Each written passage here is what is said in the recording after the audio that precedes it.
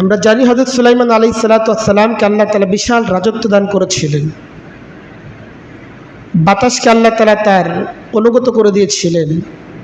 তার বিশাল সৈন্যবাহিনী বাতাসে ভেসে বেড়াতে পারত। একদিন সুলাইমান আলাইহিস সালাতু ওয়াস সালাম বিশাল সৈন্যবাহিনী সহ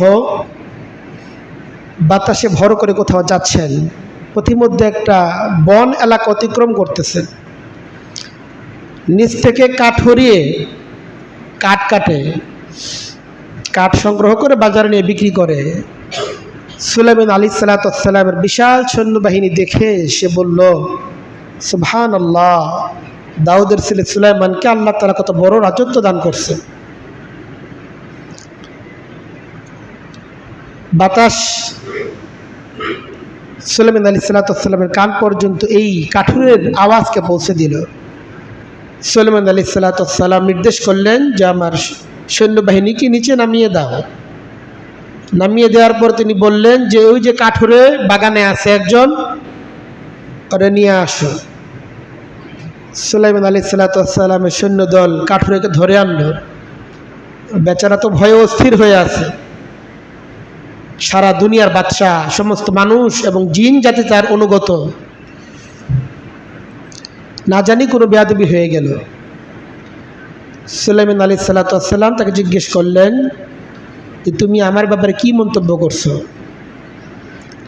তো কাঠুরে বলল, না, আমি তো তেমন কোনো বেয়াদবি মন্তব্য করি নাই, আমি তো শুধু এতটুকুই বলছি সুবহানাল্লাহ, দাউদের ছেলে সুলাইমানকে আল্লাহ তাআলা কত বিরাট রাজত্ব দান করছেন। হযরত সুলাইমান আলাইহিস সালাতু ওয়াস সালাম কাঠুরেকে বললেন, কাঠুরে তুমি জানো না, তুমি একবার সুবহানাল্লাহ বলার মাধ্যমে আল্লাহ তাআলার পক্ষ থেকে যে বিশাল রাজত্বের মালিক তুমি হয়ে গেছো, দাউদের ছেলে সুলাইমানের এমন হাজারো রাজত্ব এর সামনে কিছুই না।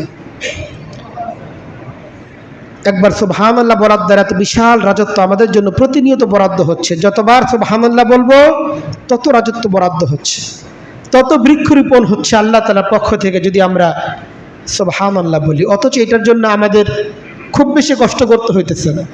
অনেক আমল আছে, অনেক কষ্টসাধ্য আমল, অনেক লম্বা চড়া প্রস্তুতি নিতে হয়, কিন্তু সুবহানাল্লাহ, আলহামদুলিল্লাহ এগুলোর উচ্চারণ আল্লাহ তাআলা এত সহজ করে দিয়েছেন, কষ্টও লাগে না, খুব সহজেই আমরা এগুলো উচ্চারণ করতে পারি।